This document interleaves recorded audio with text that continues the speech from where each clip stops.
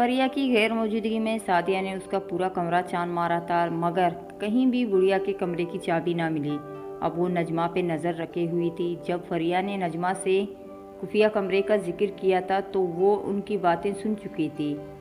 उसे इंतज़ार था कि कब नजमा उसके कमरे की सफाई के लिए जाएगी, क्योंकि उसे यकीन हो गया था कि फरिया ने चाबी उसे कमरे में छुपाई है।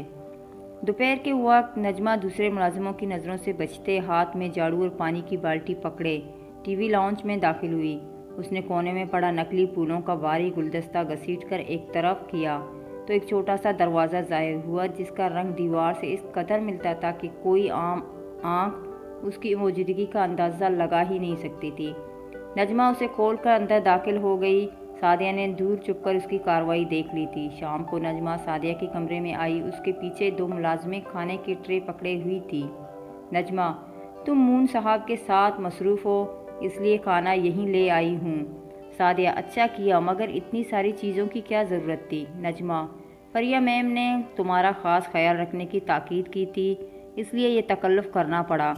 तुम्हें और भी कुछ चाहिए हो तो बता देना। और हाँ, रात को मून साहब का दूध और ज़रूरी चीज़ें कमरे में याद से रख लेना, ताकि रात को तुम्हें कमरे से निकलने की हाजत ना हो। और सोने से पहले दरवाज़ा अच्छी तरह लॉक कर लेना। सादिया, क्यों? रात को कमरे से निकलना ममनू है क्या? ऐसा क्या है यहाँ? नजमा बौखलाई, फिर संभल कर बोली, देखो सादिया, मैम ने मुझे तुमसे उलझने और तल्ख कलामी करने से मना किया है। अगर तुम बिलावजह के सवाल मुझसे करोगी तो मुझे गुस्सा आ जाएगा, इसलिए जैसा कहा है बस वैसा करो। वो कहते हुए कमरे से निकल गई। सादिया बड़बड़ाई, तुम्हारा गुस्सा माई फॉल्ट। सादिया को जब तसल्ली हो गई कि नजमा काम निपटा कर अपने क्वार्टर में सोने जा चुकी है तो वो उस खुफिया कमरे में घुस गई। छोटा सा ये कमरा अगरबत्ती की मीठी सी खुशबू से महका हुआ था।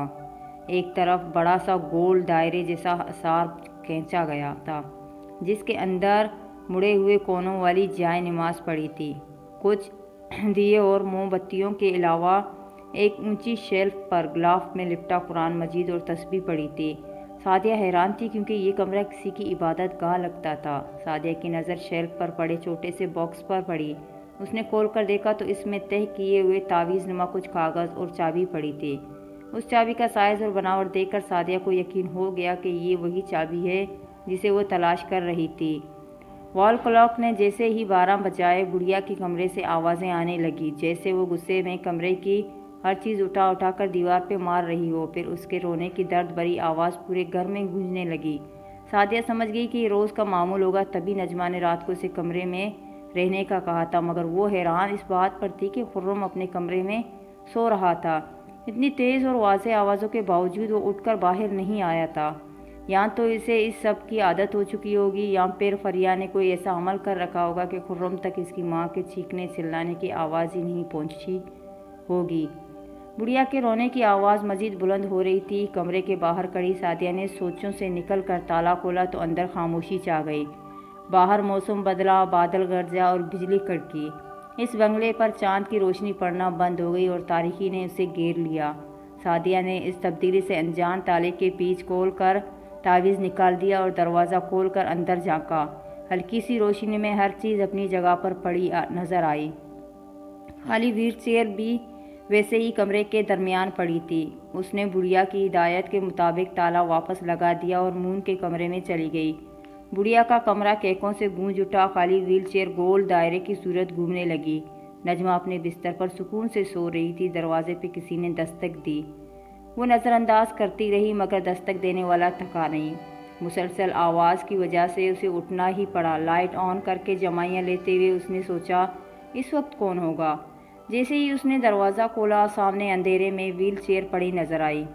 उसे देखते ही वो पहचान गई, इसलिए घबरा कर दरवाज़ा बंद कर लिया और गहरी सांसें लेते हुए सोचने लगी, इस मनूस बुढ़िया की चेयर यहाँ कैसे? कहीं वो कमरा खोल तो नहीं दिया किसी ने? फरिया मैम को बताना होगा मुझे।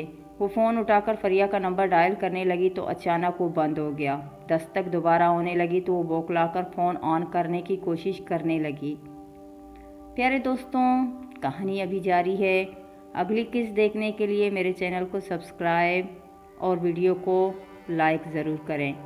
अल्लाह हाफिज़।